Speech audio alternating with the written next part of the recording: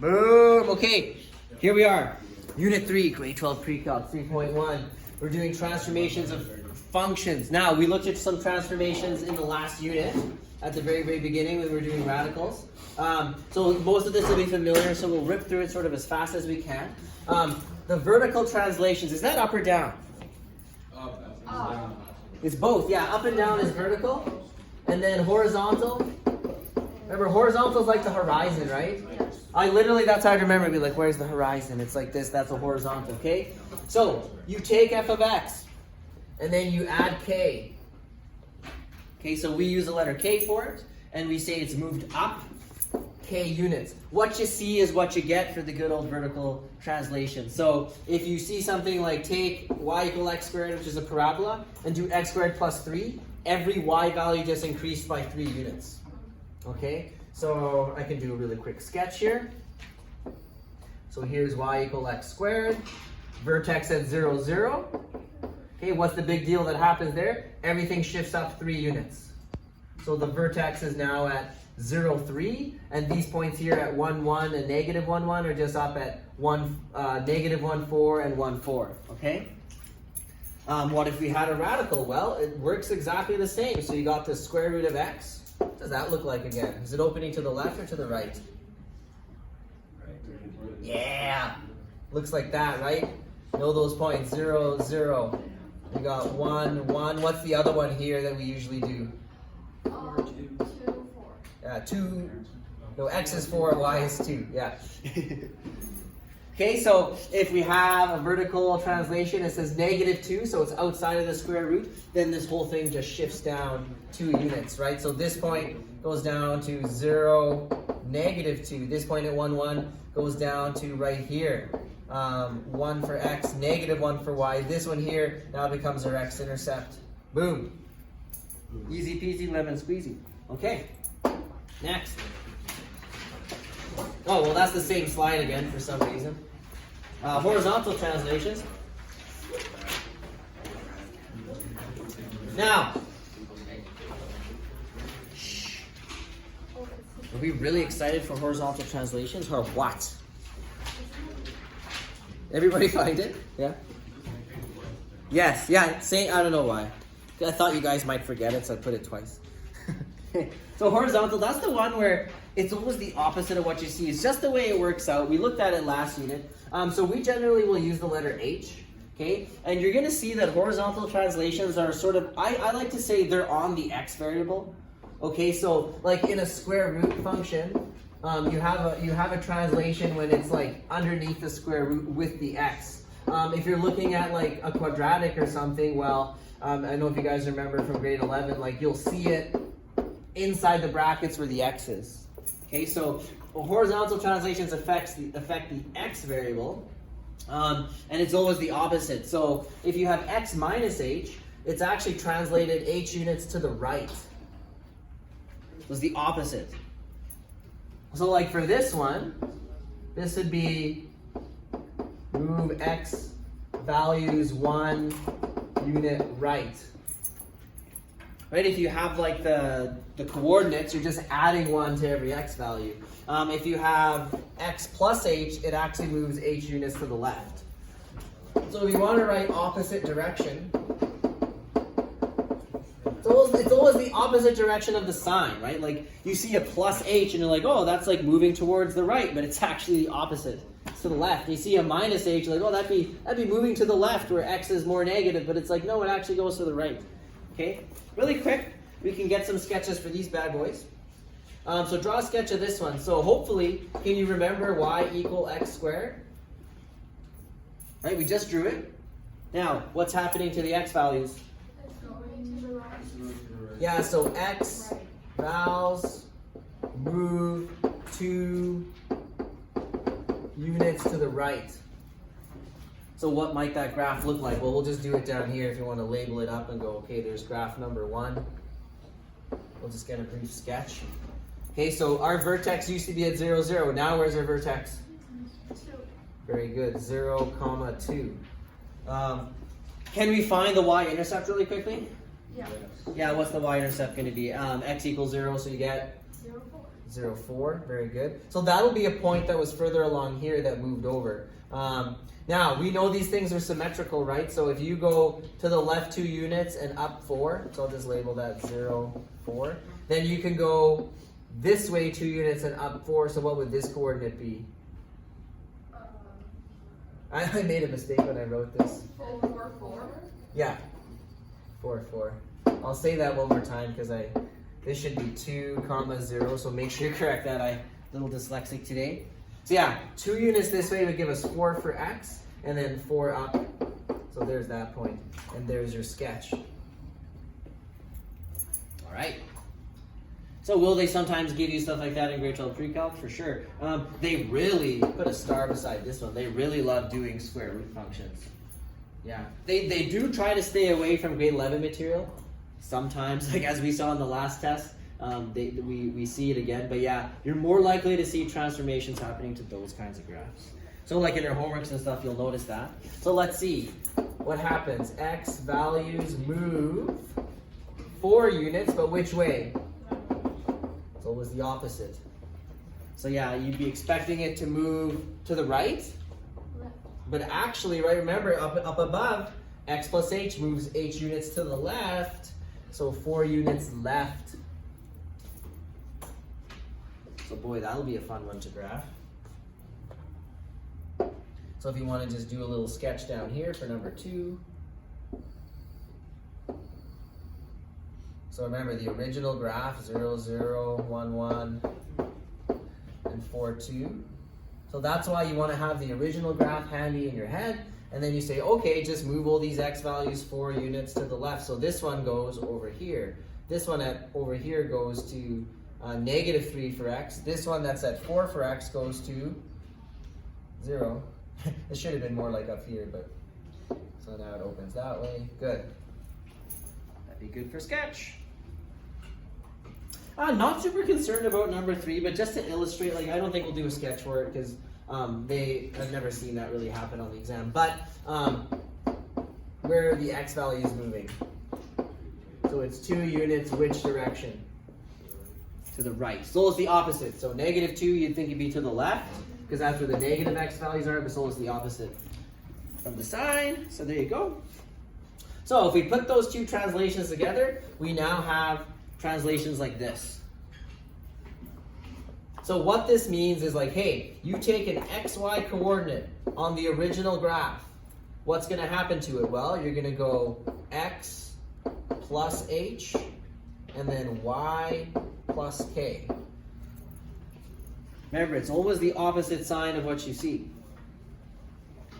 So in actuality, you can take whatever's here and multiply it by -1. So if it's negative h, you're going to add h. If it's positive h, you're going to subtract h. Is that clear? Yes. Excellent. Eventually, we'll have like 4 or 5 transformations like all at once. Today we're just focusing on vertical and horizontal translations. I believe it's tomorrow we start adding in stretches and compressions and it gets more complicated. Alrighty. So sometimes you get questions like this. I love these questions because they're nice and easy. So they give you like some weird janky looking graph and then they'll just be like, oh, do these transformations to it. And you just sketch it on and it's a quick 2-mark question. So they're saying here's f of x. Write the equation of the image. So write the equation of the image. By the way, the one that you translate, they generally refer to it as the image in terms of the function f. State the domain and range. Perfect. Let's do it. So for a, what's it going to be? So the original graph, they're just saying is, hey, y is equal to f of x. The image graph, or the translated one, so they want us to write the equation of the image in terms of the function f. So what that means is we're going to be using this f of x language. If we're going a translation of 3 units to the right, is that y or x that's getting affected? This is the x value. So if we're going 3 units to the right, that means that our function would have been y equals f, and then in the brackets here, what's the sign that I put? So 3 units, if it's going to the right, this would have been positive or negative? Negative. So it was the opposite. So there is my equation in terms of f of x. And then they want us to actually, I believe they want us to sketch it. Yeah, they say sketch the image. That's pretty typical. I'm gonna switch to thinner line. So take all these points, and they've conveniently labeled a couple points for you, and they'll do that on the exam. Move all of them 3 units to the right. So this one here, -5, now goes to -2. This one here at -3 will go to 0. This one here at 2 will go to 5. This one here at -2, sorry, it's 6 for x, is gonna go to 9. Okay, then grab your ruler. I'll do my best. That's all that would be required. You could label it. You could write y equals f of x minus 3. That'd be great. Other than that, 2-mark question. Generally, they don't even ask you for this. That's more for our own background. They'll just be like, sketch it. All right. In a different color, I'll do B. So let's do B, B, B, B, B. It's a good thing I didn't go into opera, hey? I'm terrible at singing. My kid always yells at me if I start singing.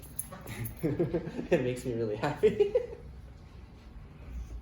I realized the other day I do the same thing with my mom. So like if she starts singing, I'll be like, stop singing! And then my kid does it and he's 4, and I'm like, it must be like some weird thing. I gotta ask a psychologist or something. All right, let's see. A translation of 2 units down. So original function is this. So 2 units down, is that x or y? Y. So we're gonna go, now to write it on y, we leave the x alone, and what you see is what you get. So 2 units down means just subtract 2. Okay, that's it. That's all we need to write. Now we're gonna take our original function and go 2 units down for everything. So watch the scale. It's going down by 1 every time. So 1, 2, 1, 2, 1, 2. Grab your ruler. Boom, boom, bang. Perfect. Any questions about that one? Oh, we gotta do domain and range. Oh my goodness. Guys, you almost let me forget domain and range. Let's go back to the first one. What's the original domain and range actually? Of the original function, because I want to do some comparisons after. What have you got? -5. So -5, and then it's continuous until we get to 6. Hey, square brackets means that these points are included, anything in between. The range is from -4 to 3. There it is. All right, in a different color. If you can bring different colors to class, I highly recommend it. When I discovered that in grade 11 biology in high school, I'm not kidding, my grade went up by about 20%. I started writing all my notes in different colors. Yeah, What was your grade before? I had like 30%, then I had 50. No, but for real, if you, like, and I started doing it at university, like, I had a system, I'm like, everything in red is a definition. If it's in blue, it's like a concept. Like, boy, you can get so bloody organized, you wouldn't even believe it. And then when you're studying, it's like, those kids are wizards. You know, like, people are like, oh, what's this? And I'll be like, oh, it's a blue thing. And I'm like, oh, there it is. I'm like, how'd you get it so fast? I'm like, my notes are organized. Still getting 50%, no, just kidding. All right, so what's our new domain arrange? Now we're at, what do you see? -2, comma, what is that? 6, 9? It's 9, thank you. Yeah, thanks, it's 9. All right, did the range change at all? Doesn't look like it. Let's think about this. What did we do in A? It was a translation of 3 units to the right, and we decided that meant we were moving the x values 3 units to the right. Check out the domain. Is it as simple as just adding 3 to this number? So -5 plus 3 is -2. 6 plus 3 is 9? Yeah. Because on the exam, you will get questions where they'll give you this. They won't be asking you to sketch it, but they'll say, hey, after this translation, what's the new domain? Right? So now you know that, hey, if I'm doing this translation, I can literally just, if I'm adding 3 to the x values, I will just add 3 to both numbers in my domain, and that's my new domain. Okay, let's type that out. We should definitely. So where are we going to type it? Okay. So for A, we can take our domain values of f of x and add 3 to each value to get the new domain. And that's a trick that's going to work all the way through. So stick that into your brain tank. Definitely. I'm seeing if we can get this lesson done in the 9 minutes we have left. I think we can. Because really at this point all we have is, there's really just 2 examples. There's a couple, try it yourselves, but like you guys will have your homeworks. So let's see if the same thing happened for the range. For the range, or I should say for B, I'm saying range because this is affecting our range, right? So moving our y values around is going to affect our range. So look at the original range, -4, 3. The new range for B, so you'll notice that the domain is unaffected. That's no surprise. We didn't do anything to our x values, so the domain is still this. But the range now, if you look at the blue line, well, it is what? What's the highest one? 1, and the lowest is -6. So -6 to 1.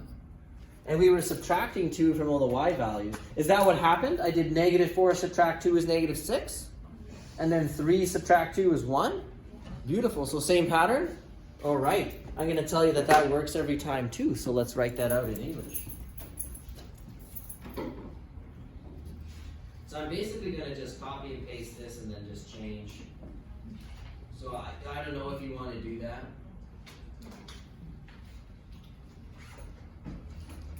In this case, we subtracted 2 from each value to get the new range. And I don't know if you want to sum it up all nicely. Conclusion. We can apply our transformations to, I was going to write DNR for domain and range to get the new DNR. Another really useful thing, like if you're looking at writing notes and stuff, is you have to write fast. I guess this is less relevant today. Like I put all my stuff on YouTube, so if you don't write fast enough, you can go back and look. But lots of people don't do that. So yeah, if you can abbreviate things, it really helps. Yeah, cool. Questions?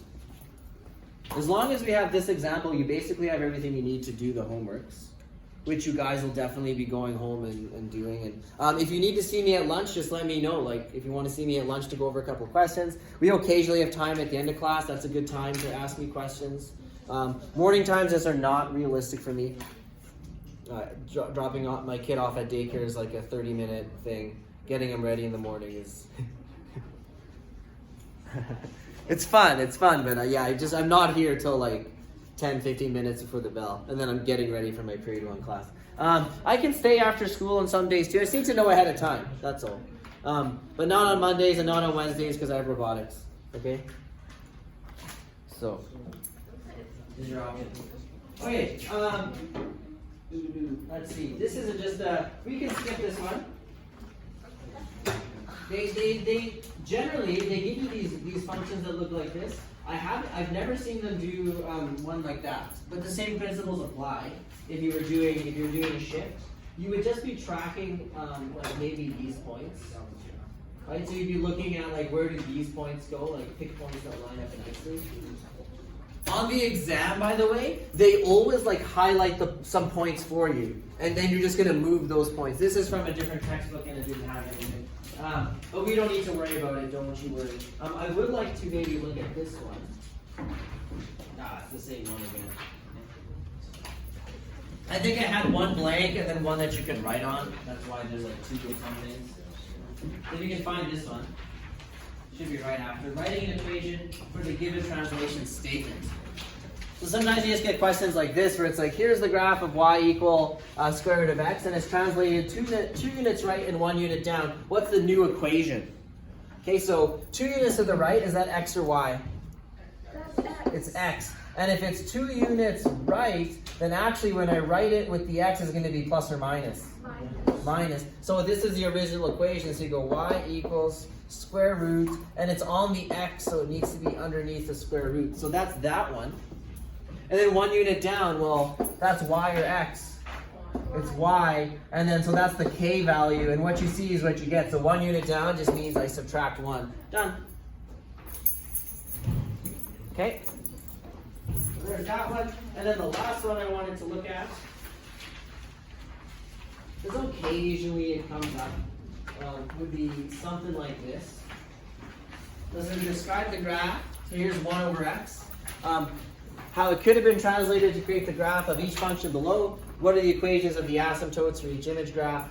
Yeah, don't worry about doing that. This is from a different textbook. So we're just going to do it algebraically. So what's the vertical asymptote on this one? -6. X equal -6. And on, now this one's not solved for y. So you'll subtract 1 from both sides. I'll look at the graph. What's the vertical asymptote? 2. Yeah, just look down here. What makes that 0? 2. Okay, so down here for A, the graph would be translated blank units, blank, and I'm asking for the direction. So you're taking 1 over x. Okay, now if you're putting this on the x, which way are we expecting this graph to shift? To the right or to the left if it's +6? To the left. Yeah, we did always the opposite direction, so it'll be left. And how many units? So what do you see here? 6. So literally every x value on this graph, which is the graph they have here, will go 6 units to the left. So here's the original vertical asymptote at x equals 0. Are you surprised that the new one is at -6? No. No, why? Because on the last question we learned that, hey, we can literally take our domain and range and just subtract 6. Same thing with asymptotes. So if you're doing your transformation on a graph that has asymptotes, you take those asymptotes and you apply the transformations to them. Okay? Check it out for B. So you also look at a horizontal. Yeah, every asymptote. So for this one, what's the horizontal asymptote? For the original graph right here. 0. Y equals 0. What's the horizontal asymptote going to be on this one? Probably a little less obvious. But what are we doing to the y values? Because this is affecting the y values. So you'll notice that for this one we have 2 statements.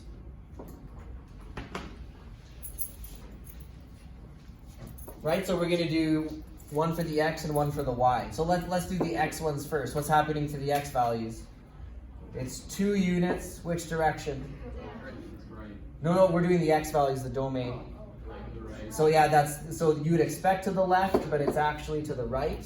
Now for the y values, you got a -1, so we're gonna go 1 unit. This is negative, down. You might want to just write down. So that the same thing will happen to your asymptotes. So this vertical asymptote will go 2 units to the right. This horizontal one will go 1 unit down. Really quick, I can show you that graph on Desmos. This is just for our own theory knowledge, right? Where's Desmos? Desmos unfortunately doesn't show the asymptote. I have to graph. What is it? X minus 2. Subtract 1. You guys see right here? -1 and vertical asymptote right there. That's all you need for the homeworks. Tomorrow we'll do more. Thanks for your attention. You guys are great.